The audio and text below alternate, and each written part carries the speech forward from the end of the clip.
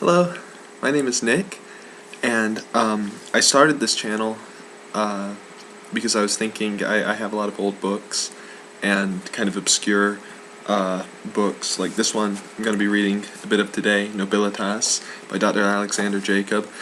And I was thinking it'd be nice for people who don't want to have to pay for the books or go order them off Amazon or whatever, if there was just a channel where you could at least kind of get an audio version of it, of me reading some of these books and some old obscure essays that I found online as well. So I'm a bit nervous. This is my first video.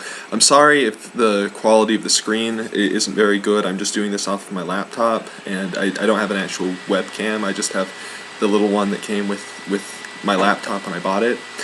But today I'll be reading Nobilitas, a study of European aristocratic philosophy from ancient Greece to the early 20th century by Dr. Alexander Jacob. And this book is on Amazon, but when I checked it was about $30, I think. So you might just want to listen to me do it here. I'll probably read, it's not a very long book, and each chapter is, well, pretty short, because like I said, it's a short book. But I'll probably be doing it in parts, so this is part one, and I'll try and upload them all at the same time. But this is video one. This is the first recording, and I'll do them in different settings. So, different sittings. So, here we'll start. Dr. Alexander Jacob's Nobilitas starts with a poem. Well, an excerpt from a poem. While round the armed band did clap their bloody hands, he nothing common did or mean upon that memorable scene, but with his keener eye the axe's edge did try. Andrew Marvell, about the execution of King Charles I of England. Preface. The conduct of a nation is one of the highest worldly duties of man, and those chosen for this task must necessarily be the ablest and worthiest of citizens. Yet modern societies assign this exalted responsibility, for the most part, to men of mediocre intellectual and cultural development, who succeed in rising to power merely on the basis of the fickle opinion of the masses, or else by brute force. The wars that continue to molder around the world today, fueled by economic and commercial interests, are a constant reminder of the general loss of political vision and the substitution in its place of selfishness and greed. The fact that countries organized on non-nationalistic lines are beginning to suffer internal insurrections from culturally independent groups is a clear sign of the arbitrary nature of the organization of many of the states of the world. Just as the frequent support of these rebellions provided by grasping capitalistic states is an alarming proof of the latter's unabashed orientation of international politics to an economic end. But nemesis works in subtle ways, and the fruits of capitalism and of democracy that fattens itself upon it are best witnessed in the elliptical degeneration of the population in such states, and in the increasingly inferior culture that they exhibit. We may take as a prime example of the capitalistic state the United States. Although America began its history with the settlement of several worthy European communities who had not lost all psychological contact with their homeland, and could continue the old traditions in this new land, the present state of blind egalitarianism, internationalism, and laissez-faire in America symbolizes a loss of character that threatens the future not only of that nation, but also of the rest of the world, which America influences through its economic and military power. It must be noted here that Russian communism, the other erstwhile political power, was no less than capitalism based on the principle of money, though in such a negative way that it has already begun to lose its hold on the diverse peoples that it hitherto governed by force. Yet Russia has a greater chance of intellectual survival than America, since once it has shaken off its communist garb, it may eventually recover its European vitality. If communism tended to subdue national culture in favor of inanimate ideology, it at least retained the habit of discipline during these years of regimentation. The democratic system of America, on the other hand, has dulled the national psyche to such an extent that it has lost almost all of its racial character, and the spiritual power that represents. For as Jung's theory of the archetypes amply demonstrates, race, like language, is indeed one of the primary manifestations of the psyche, and impresses different nations, just as it does different individuals, with varying degrees of spiritual energy and aptitude.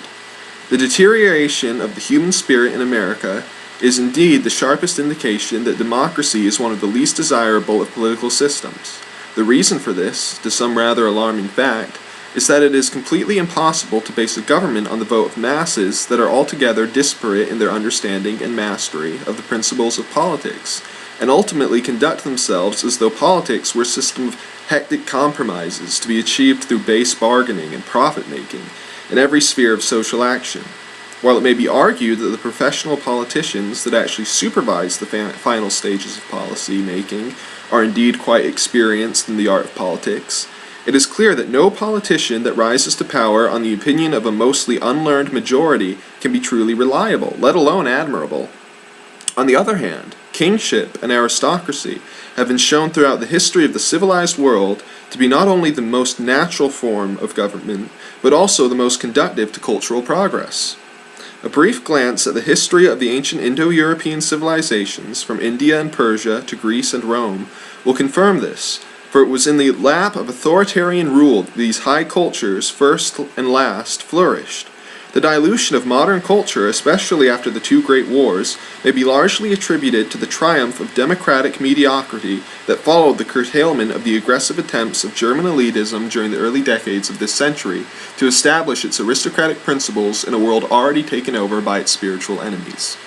The superiority of aristocratic government is due not only to its cultural advantage, but also to its solid philosophical foundation. The basis of centralized, enlightened autocracy is, indeed, so sound that no amount of desperate clamoring for popular government on the part of the benighted masses can alter the universal validity of these foundations. The purpose of my brief study, which is devoted to the ideal political constitution of nations, is to survey the philosophical arguments for monarchical and aristocratic government from Greek antiquity to the early 20th century. It is hoped that this exercise will awaken the reader to the incontestable excellence of this form of government at the same time as it exposes the disturbing defects of democracy. And there's a note here at the bottom. It says, I should indicate here that the term aristocracy in my study is not used of a particular class of people so much as of a system of politics devoted to the cultivation of the rule of the best.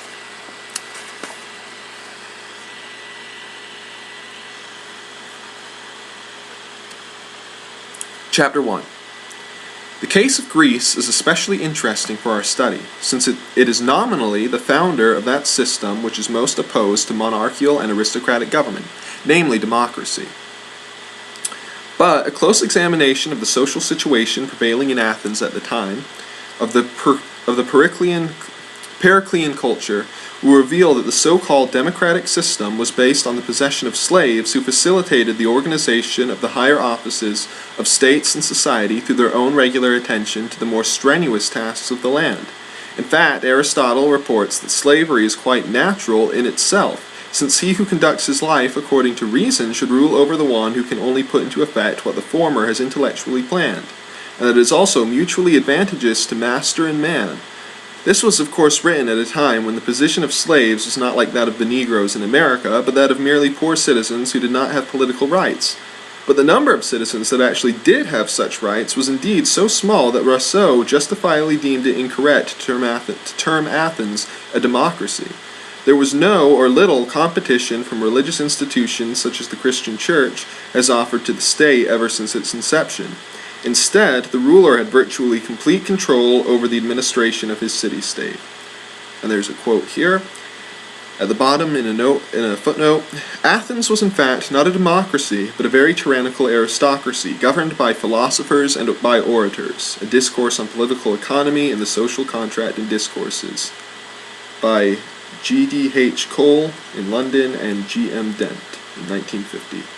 So, to continue, it is true that his rule incorporated the notion of participation by the public in the affairs of the state, but this participation was governed not by the selfish interests of individuals, as in the vulgar democracy of America, but by a mutual desire to contribute to the welfare of the city-state, which represented the prime public duty of all.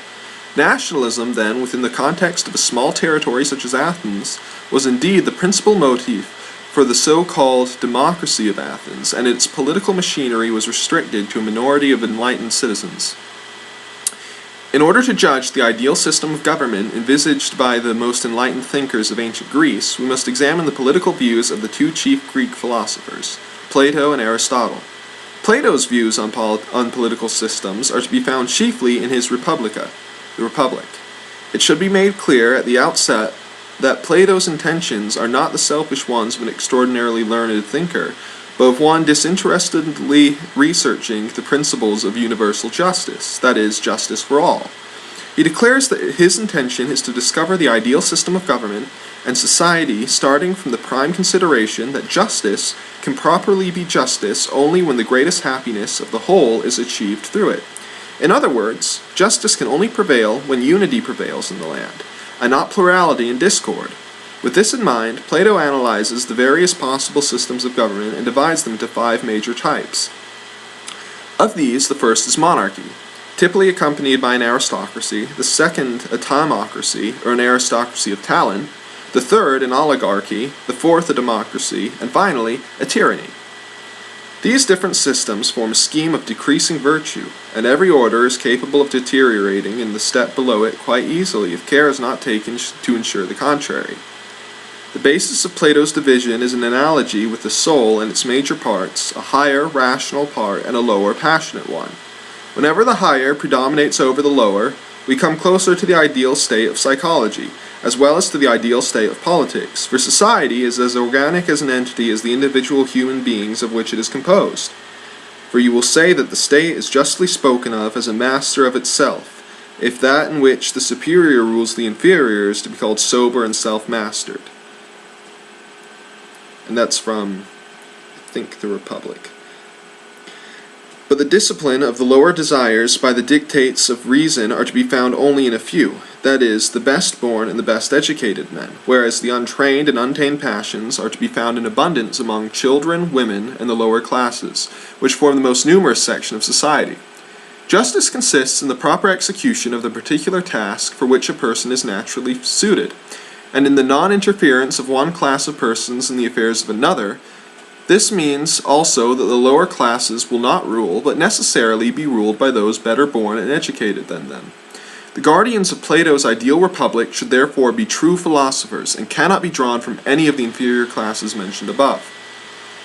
The system of society that Plato envisages involves an extraordinary degree of communality, when it comes to material possessions, such as property and food, and even the family.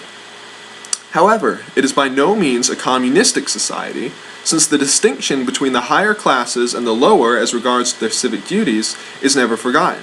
Indeed, Plato's ideal republic will be truly aristocratic, one in which the rulers are all philosophers. Quote, "Unless either philosophers become kings in our states, or those whom we now call our kings and rulers take to the pursuit of philosophy seriously and adequately, and there is a conjunction of these two things, political power and philosophic intelligence, while the motley horde of the natures who are at present pursue either apart from the other are compulsorily excluded, there can be no cessation of troubles, for our states, nor, I fancy, for the human race either." End quote. The Platonic philosopher, we may recall, is marked by his ability to distinguish the absolute, indivisible ideal from the objectively differentiated phenomena which only participate in the ideal, rather, or in other words, distinguish the idea of the one from the manifold reality of the world. This characteristic in a ruler will ensure the orientation of society to higher spiritual goals and the proper prevalence of justice, or the distribution of offices according to the abilities of the individuals. In his other major work in politics, Politicus, Plato suggests that of the existing systems of government, kingship is the best so long as it is directed by law. If it is a lawless one, it is turned into an unbearable tyranny. Indeed, when there is no firm sanction of law in the land, even a democracy is preferable to tyranny. But this is so only in the worst of circumstances, and by definition. The rule of the many is the weakest in every way. It is not capable of any real good or of any serious evil as compared with the other two, meaning monarchy and aristocracy. The ideal government, in any case, is one which is ruled by the best, whether it be an enlightened monarch or better, an aristocracy of philosopher-statesmen. And there's another quote here, or not a quote, but a footnote. And it says, "Women may have the same talents as men, but they do not possess them to the same degree as men do." End quote, or end note. In Aristotle's Politices, Plato's ideal system is transformed into a system where the best way of life is a mean, which can be attained by everyone. Thus, the exclusivity of Plato's thought is rather moderated in Aristotle. Aristotle's main object is to show that the same principles that determine the virtue of an individual are applicable to the virtue of a state. Aristotle's concern for the people as a whole is, as indicated above, dictated by his notion of the state as the full flowering of the individuality of its citizens. In the Ethica Nicodemachia, for example, he declares that the end of politics is the good of man, and that therefore the national good is superior to the merely individual good. Quote, "For even though it be the case that the good is the same for the individual and the state, nevertheless the good of the state is manifestly a greater and more perfect good, both to attain and to preserve. To secure the good of one person only is better than nothing, but to secure the good of a nation, or a state, is a nobler and more divine achievement, as the nation and the state are made up of many individuals." End quote. The moderate nature of Aristotle's political ethics is noted from his declaration that, although rulers must necessarily be different from the ruled, the good citizen must have the knowledge and the ability to be ruled and to rule, and the merit of the good citizen must have the knowledge of the government of free men on both sides. End quote.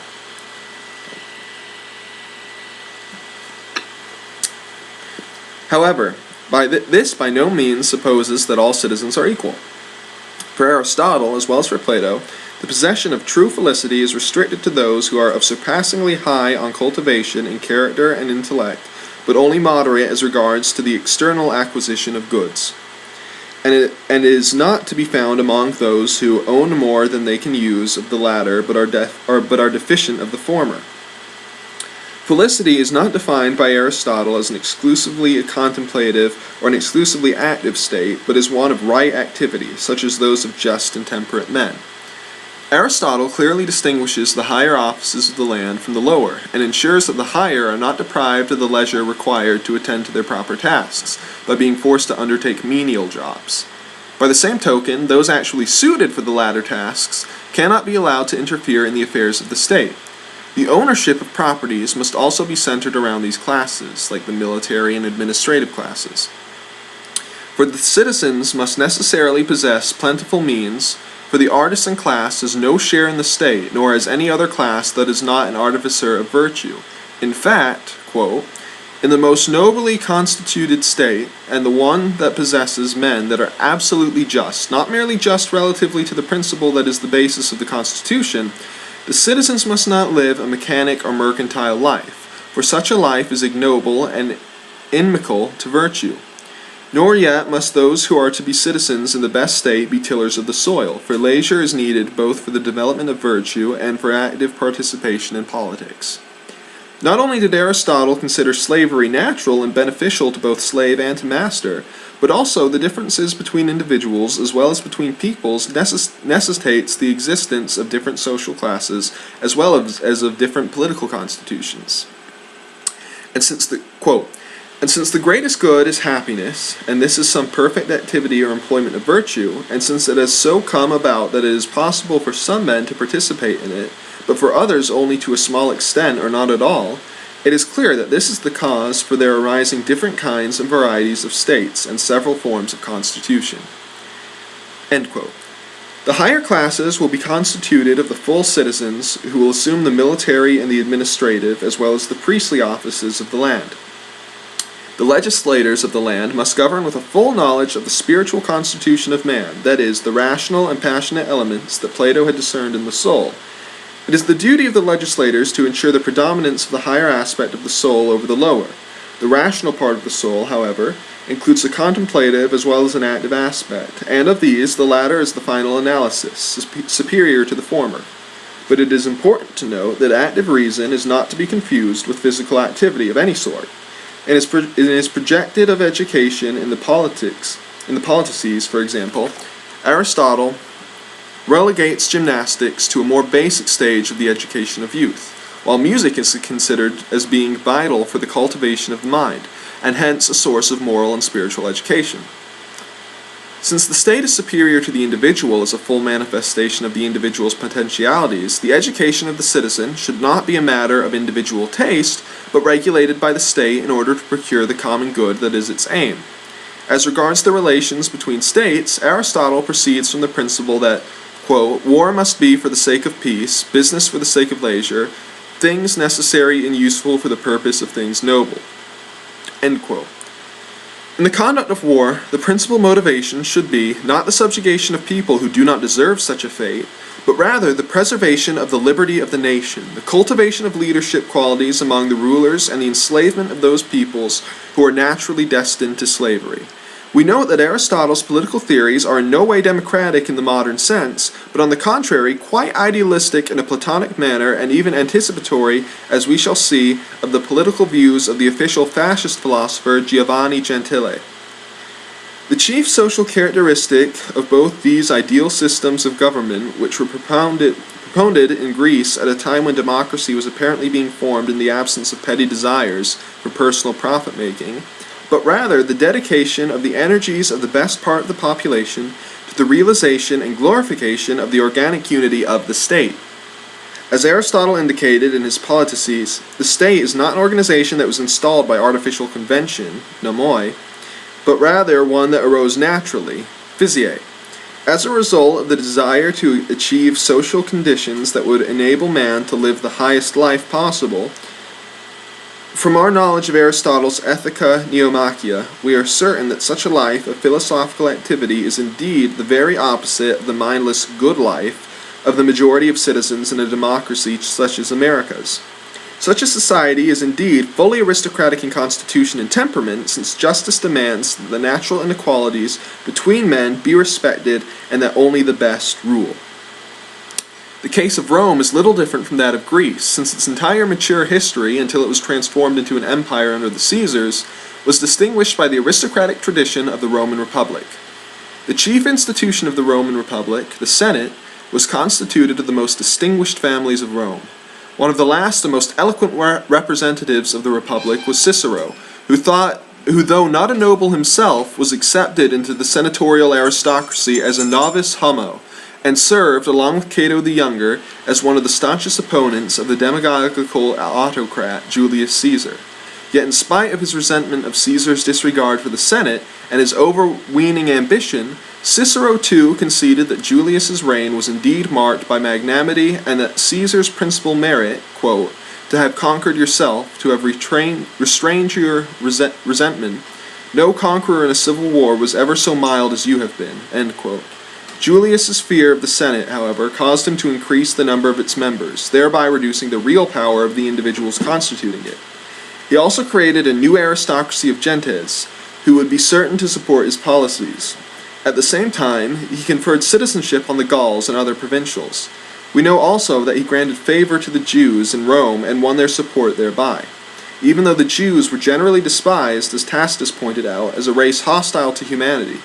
Further, the relatively mild autocracy of Julius and his successor Octavius was followed by more despotical reigns from the time of Tiberius, and the Roman Empire became increasingly unwieldy on account of its extensive imperial conquests, and its hybrid population finally fell victim to the alien Semitic religious and social doctrines which infiltrated it in the form of Christianity.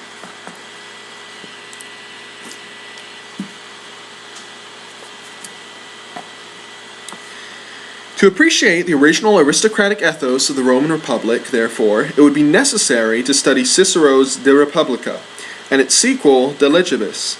Cicero's philosophical thought is heavily influenced by Plato's thought. It is given a rather more stoic cast by him. Like Plato, Cicero decides on the superiority of a monarchy that is just, since it ideally represents the unitary prevalence of reason over the passions. Quote, for if the management of a state is committed to more than one, you can see that there will be no authority at all to take command, for unless such authority is a unit, it can amount to nothing. End quote. And that is from De Republica. And some footnotes here. See Tacitus, History v5, where the Jews are characterized as possessing hatred and hostility towards all non-Jews. The early Jewish Christians in Rome were also marked out for punishment on account of their hatred of humanity. I'm not sure about that, but However, since a monarchy may easily deteriorate into a tyranny, Cicero suggests a remedy in a mixed form of government that includes not only the regal element, but also aristocratic and democratic ones. For there should be a supreme and royal element in the state. Some power also ought to be granted to the leading citizens, and certain matters should be left to the judgment and desires of the masses." End quote. In De Legibus, he identifies this optimum political system with that of the aristocratic Roman Senate. Quote, "For the fact is that if the Senate is recognized as the leader of public policy, and all the other orders defend its decrees and are willing to allow the highest order to conduct the government by its wisdom, then this compromise, by which supreme power is granted to the people and actual authority to the Senate, will make possible the maintenance of that balanced and harmonious constitution which I have described." End quote. In contrast, the worst form of government is clearly the democratic. Quote, "There is no government to which I should more quickly deny the title of commonwealth than one in which everything is subject to the power of the multitude, because there can be nothing more horrible than the monster which falsely assumes the name and appearance of a people. A free popular government is the worst of all governments." End quote. The ruler of the ideal republic should be the exalted figure that Plato envisaged as the ideal statesman in his republic. He should, he says Cicero, be characterized by self-knowledge and self-discipline. Quote, "He should be given almost no other duties than this one, for it comprises most of the others, of improving and examining himself continually, urging others to imitate him, and furnishing in himself as it were a mirror to his fellow citizens by reason of the supreme excellence of his life and character." End quote. In the appended Dream of Scipio, Cicero reiterates the spiritual Platonic source of ideal statesmanship, that is deriving from the divine rational part of the human soul. When this higher soul is properly trained, it is devoted to the interests of the state in general, and not to merely selfish ends. Quote, "And the best tasks are those undertaken in defense of your native land. A spirit occupied and trained in such activities will have a swifter flight to this, its proper home and abode." End quote. To this Platonic notion of the supremacy of the rational part of the soul, Cicero adds the Stoic doctrine of the government of the universe by the divine law of reason. In De Legibus, for instance, he points out that, quote, "Law is neither an invention of the human spirit nor an arbitrary decision of the people, but something eternal which reigns over the entire world by virtue of the wisdom of its commandments and of its defenses." End quote. This law is inscribed in the minds of all enlightened men and corresponds to right reason and conscience. For reason did exist, derived from the nature of the universe, urging men to right conduct and diverting them from wrongdoing. And this reason did not first become law when it was written down, but when it first came into existence, and it came into existence simultaneously with the divine mind. The continuation of the Platonic political ethic in Cicero's writings, tempered by cautionary admonitions of the dangers of tyranny, is indeed a reflection of the transitional phase from the Roman Republic to the age of the early Caesars, and the increasing tendency towards absolutism in Roman politics. End of chapter 1. It's been going for a little bit, so I'll stop here, and in another setting, if that's alright, I'll go ahead and read chapter 2. Thank you for watching. I appreciate it. Please subscribe, and like the video as well if you like it, and like I said, I'll be reading a lot of different books. I have quite a few of them at home, and I'd really like as well to because these books are kind of obscure and I think there's a lot of good information in them, I'd like to be able to share them with people. So thank you very much. Have a nice day.